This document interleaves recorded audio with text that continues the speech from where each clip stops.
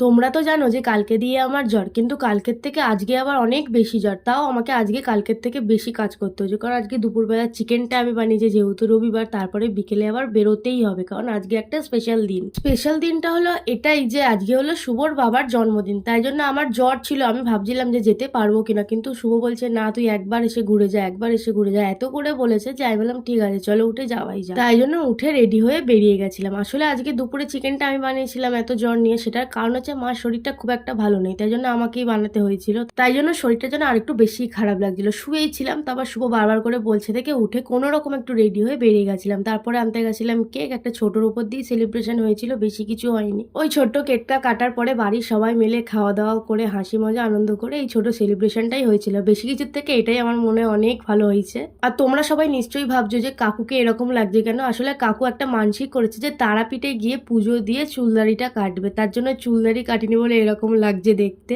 বাড়ির সবাই মিলে একসাথে আনন্দ করে কেক টেক কাটার পর অনেক গল্প আড্ডা দিয়ে আমি শেষমেশ বেরিয়ে গেছিলাম। তাও বেরোতে বেরোতে অনেক লেট হয়ে গেছিল। তারপরে কোনো রকমের কেক টেক খেয়ে তাড়াহুড়ো করে বেরিয়ে এসেছিলাম। যাই হোক, তাও তো লেট হয়ে গেছিল। বাড়ি গিয়ে আর চিওর ঝাড় খাবো এই ভেবে তো মনে ভয় করছিল। যাই হোক, তারপর আর কিছু হয়নি, বাড়িতে চলে এসেছিলাম। মানে ওরা দু ভাই বোন আমাদের দুই বোনকে ছাড়তে এসেছিল। যাই হোক, ওরা ছেড়ে টেড়ে চলে গেছিল। আর এই কপালে আমার পিম্পলটা উঠেছে, এটা শুভ নিয়ে মজা করছে, বলছে পুরো টিপ হয়ে গেছে দেখো। যাই হোক, আজকের মতো টাটা, সাবস্ক্রাইব করে দিও।